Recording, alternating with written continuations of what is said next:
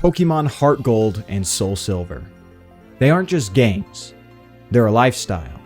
These Generation 4 games on the Nintendo DS were remakes of the wildly successful Johto games on the Game Boy Color, and these Nintendo DS titles are heralded as some of the best entries in the entire Pokemon series. Now, is this just a claim rooted in nostalgia by aging Zoomers, or is there some truth to this widely held belief? The belief that these could just be the greatest Pokemon games of all time. Hi, I'm Flyboy, and in this video, we're gonna take a deep look into why these games, Pokemon Heartgold and Soulsilver, are just so beloved by this fandom. First, I want to take a look at these games from a purely Pokemon gameplay perspective, the good and the bad. Then I want to talk about what makes these games so special and so unique from the rest of the Pokemon games, and why I said in the intro of this video that these aren't just games, they're lifestyles. Part 1. Not your average Pokemon game. Now, before you really get into it, I don't know about the rest of you, but I have a lot of fond memories about Pokemon Heartgold and Soulsilver. I can just vividly remember the day I got it. It was like right before spring break in 2010, and I remember opening the box and finding this shiny Pokewalker. This one's not as shiny anymore because it's like 15 years old, but I remember opening it and just being so excited for these games. The music in these games are so nostalgic, the visuals, just everything about this game just reminds me of those good times. And I mean, come on, there were 2 whole regions, there was 16 gym badges, you got to fight Red. There was so much to love about these games. And of course, it's a Pokemon game. It may be the most Pokemon you can get outside of, maybe the Kanto games. But I also noticed that as I go back to these games as an adult, they are very flawed from a gameplay perspective. I mean, anyone will tell you that the level curve in this game is busted. I think we're all in kind of agreement that the Pokemon selection is kind of mid, and you don't really have access to some of the cool Johto Pokemon they made, like Sneasel, until the post-game. And the story. Well, if you really want my opinion on the story of these games, you can go check out my video on Team Rocket in the Johto region up at the top right corner. And let me just tell you, it's not too great. Regardless, while they're good, I think these games aren't as perfect as people claim. And actually, they might even be bad if you're just playing these games to get through them. If you're just doing a playthrough like a nuzlocke of some sorts, it might not be the greatest. But despite this, why do we still love them? We know the level curve sucks. We know the Pokemon selection isn't that great. But why do we keep coming back? I know all these things. Why do I keep coming back? I know it's not going to be the most fun 8 gym badges and champion that I'll fight, yet I'm still playing it. Well, I want to argue that these games were literally engineered to make us feel these strong emotions towards them. They were made to invoke these feelings of nostalgia and whimsy, you could say. And you know what? These aren't just Pokemon games. They're not your average Pokemon game. We know they're very different from the others, having 2 whole regions, but looking past that, these are meant to be immersive experiences, not just a video game. These experiences were not only meant to appeal to, but to enhance the childlike wonder that we have when we play these games. Part 2. An immersive experience. The idea that there's more to these games than just being a video game is prevalent from the second you open the box, and I told you about it in part 1, but immediately you see one of these, a Pokewalker. Now, I don't want to dedicate too much time to this accessory because not everyone used it, and nowadays, you've probably lost it, and I don't blame you. I mean, who wouldn't lose this thing? It's tiny, it gets, you lose it on the bus, you lose it on the plane, whatever. But still, I'm talking about how these games were engineered, how they were designed, what the developers wanted to do, and this is part of it. Now, I've said Pokewalker, I've showed you the device. What is the device? Well, the Pokewalker, it is a pedometer. It tracks your steps. But there's a little twist to it. You're able to take the Pokemon that you capture inside of the games, Pokemon Heartgold or Soulsilver, and through like infrared magic stuff, you're able to transport it into this Pokewalker. So you can walk with your Pokemon you catch in-game in real life. Yes, your Quilava, your Flaffy, your Noctowl, whatever Pokemon you captured, your Lugia, whatever it is, you can send to this Pokewalker and walk with them.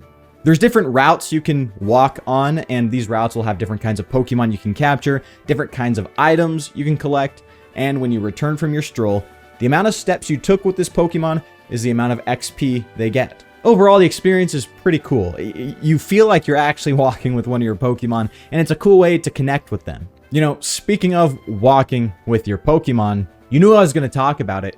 In these games, in the game, walk with your Pokemon. Like what the first Pokemon in your party is walking right behind you the whole time. So it's kind of cool how they took that feature in the game itself and were able to replicate it in real life, deepening your bond with these little creatures you capture. And no wonder everyone's been begging for this feature to come back ever since, because it is just awesome. Especially when I was a kid, this feature fueled that belief I had that these Pokemon were like my pets, that I gotta take care of them. They weren't just like battling machines. Because I don't know about you guys, but when I was a kid, I loved my Pokemon plushies. I had like a Buniri and a Blastoise, and they were like I treated them like pets. I'd hug them, you know. I'd make sure every single one of them was on my bed. None of them could fall off, you know. And so it was kind of cool that the same way I was able to treat my Pokemon plushies in real life like my pets, the game allowed me to sort of experience that with the ones I capture in-game in real life through the Pokewalker and through walking with them in the game itself.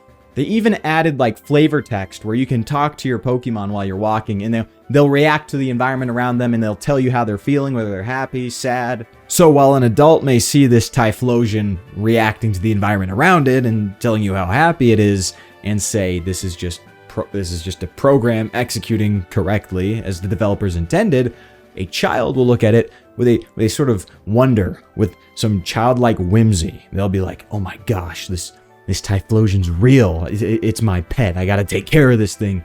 And that is awesome. And if you thought we were done with stuff you can do with your Pokemon that isn't just battling, we've got one more thing for you. The Pokeathlon. Yeah, your Pokemon don't just fight in battles, they're also Olympic athletes, alright? Basically what the Pokeathlon is it's a minigame. I mean, when you think about it, it's a minigame. But what you do is you enter your Pokemon into these different events. They could be speed events, power events, and it's just like the Olympics. You know, you race them, you compete in strength, and you try to be the best athlete, but it's your Pokemon instead of you. I remember the hours and hours me and my siblings would spend in like hotel rooms and other places on road trips where we would just compete with each other with our Pokemon in the Olympics, essentially. It was great. And yeah, looking back, it was just a silly mini game, and we've had plenty of those throughout the Pokemon series, even up to this point with the other games. But like, let's be honest, you know, was anyone really mixing Pokeblocks with their siblings or friends in Ruby and Sapphire? I think unlike that sort of soulless minigame, I mean, I know you feed your Pokemon the Pokeblocks, but you aren't really doing anything with your Pokemon in that minigame.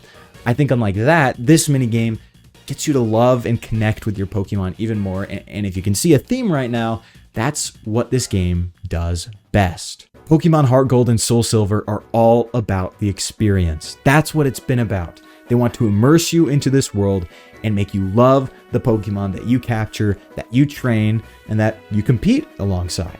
And just in case you thought I was done talking about how good these games are at getting you attached to your Pokemon, let me introduce Cameron the photographer. Yeah, step aside, Pokemon Snap. In this game, we get to take pictures of our own Pokemon. Basically, there's different areas in the game where you've got you got Cameron the photographer, of course, but you got little cameras set up, and you're able to take pictures of you and your team. And there's even special ones where you get to take pictures with different characters from the game as well. So like a gym leader like Claire or someone else you can take a picture with. But essentially, you just get to take these pictures and they're sent to a photo album on your PC. And there's just something so cool where if you take the time to take these cute little photos, you get a photo album by the end of the game. Let's say you defeat Red, you look back, and you can just see the way your team grows and changes over time and the different characters you interacted with. It is just such a cool little addition to this game that makes you love your Pokemon and love the world of Johto and Kanto just that little bit more. Part 3. The world is alive. Now, I've mainly been talking about how Pokemon play into this experience of Pokemon Heartgold and Soulsilver, but there is one other aspect, and it's about the world, the region itself. Now, like I said, everyone can tell you that this game has 2 regions. It has Johto and Kanto, and that's cool. But what makes these 2 regions so unique and so special is that they feel alive. These games make use of a sort of calendar system. I guess it goes week by week. It doesn't really track monthly things, but there is a calendar system where different events and different things happen on every day of the week and at different times too. One of the greatest examples of this sort of weekly thing is the gym leader rematches. Now, unlike games like Emerald or some other Pokemon games where you could just walk back into the gym after the Elite Four and battle them again, to rematch these gym leaders, you have to do a little bit more. First, you have to find these gym leaders out in the wild. And if you don't have a guide, it's probably going to be impossible. But when you're a kid, you find the time. Essentially, like someone like Faulkner is going to be at the Celadon department store and you can find him there. But essentially, you try to find them out in public, get their phone number, and then on a certain time and day of the week, you can call them. They'll go over to the battle dojo or whatever, and then you'll be able to rematch them. So it seems convoluted, but hang on. To someone who just wants to play through these games like a Nuzlocke and maybe wants to do a rematch challenge of sorts, this would be annoying to do, but remember, these are kids' games. This makes the world feel alive. Like these gym leaders, they have a life just like you, and you've got to catch them at the right time. And even if you didn't have a guide as a kid, I even remember accidentally stumbling upon some of these gym leaders because you're a kid. Unlike us busy adults, a kid has all of the time in the world. And this game is probably the only game you're going to get until your birthday. So you'll be playing this all the time. And so I don't know how well I sort of worded that and put that together, but essentially what I like is that these NPCs, it feels like there's a little bit more to them. It feels like they're more alive than some of the other Pokemon games where they're just standing there waiting for you to interact with them. These ones feel like they have lives, and it's really cool, especially if you're a child. If you remember, I talked about how you initiate a rematch with these gym leaders. You had to call them. Well, you call them on what's called a Pokegear, which I think is a great addition to these games. Now, if you ask the normal Nuzlocke or anyone who is just playing through these games to get through them, they will tell you the Pokegear is annoying because people will register you and they'll randomly call you throughout the day.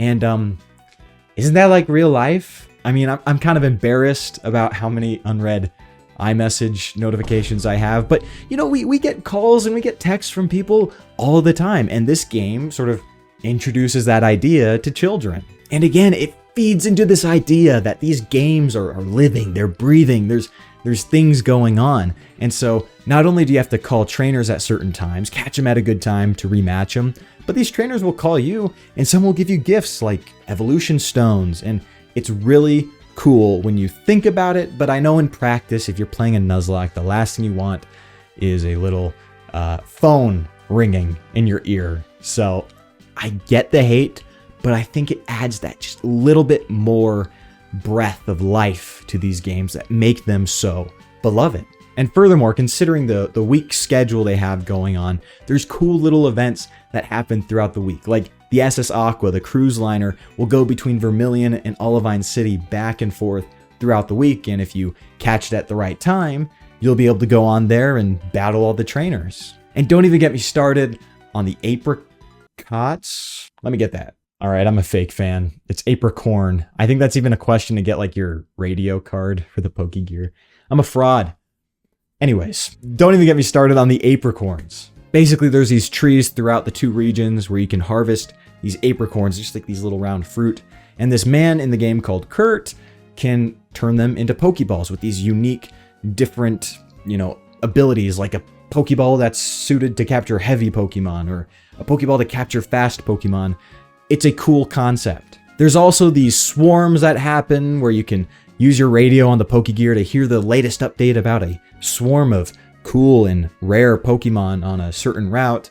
Or on certain days of the week, they'll be playing Hoenn sounds or Sinnoh sounds on the radio that if you start playing, you can capture rare Pokemon from the Hoenn or Sinnoh region. And one last thing I want to mention, which again, people will find annoying if you're like a cynical, mean, boring adult, but your mom can save you money. It's like an option. She can save a little bit of money from each of your battles and she'll buy you gifts with the money. And I just thought that was always such a cool little thing. I loved seeing mom call on the bottom screen when I was a kid and then going to the Pokemart and seeing what she got me. And it was never like anything like too useful, especially when you're a kid and all you care about is how much damage you can do at once. But you know, they were cool little gifts and I thought it added a nice touch. Your mom was involved in the game. She wasn't just an NPC waiting for you to interact with, you know? She was actively involved in your story, and that, again, made the world feel more alive. Now, I think one of the most valuable lessons that this game teaches children throughout this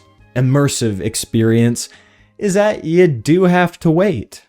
Just like in real life, all things come to those who wait. Those who have patience and are consistent get the best reward. And so in these games, you have all these different events happening throughout the week, and it's a consistent effort because that's how the games are supposed to be played. It's not supposed to be a game you sit down and try to finish in one setting like every nuzlocker tells you it's supposed to be. No, these games are supposed to be a little part of your life. They were truly a handheld game. You would play the game for a little bit here and there throughout the day or throughout the week. You would take your Pokemon on your Pokewalker afterwards in between. And so these games not only immersed you through their features and through the little programs they made to make the NPCs feel alive, but they literally wanted you to have this game be a part of your life every day, all day. Now, it involves itself in your life in a very different way than something like Instagram Reels or TikTok, where it's very parasitic. It wants your eyes at all times. These games make it pretty clear they want you to get off the game, ironically enough. These games do not reward you for rushing, okay? If you want to rush, you know, grinding your Pokemon without waiting for trainers to rematch you, you're going to find yourself running back and forth on Route 48 for hours at a time. And so while if you just took your time and looked at all the features and took your Pokemon out on walks on your Pokewalker, you would get to the level you want to be eventually. Instead, if you want to rush, well, good luck grinding on like level 24 Tauruses. Part 4. Final thoughts. Now, I kind of just touched on it a little bit at the end of the last part, but a lot of these features I just talked about will come off as inconveniences if you're an adult or nuzlocker who doesn't really have a lot of time to devote to these games. In fact, if you aren't using rare candies to level up your Pokemon, it's abysmal. I talked about the Route 48 thing. It's ridiculous. And you know, maybe you want a Firestone right now, but you can't wait for Schoolboy Alan to call you.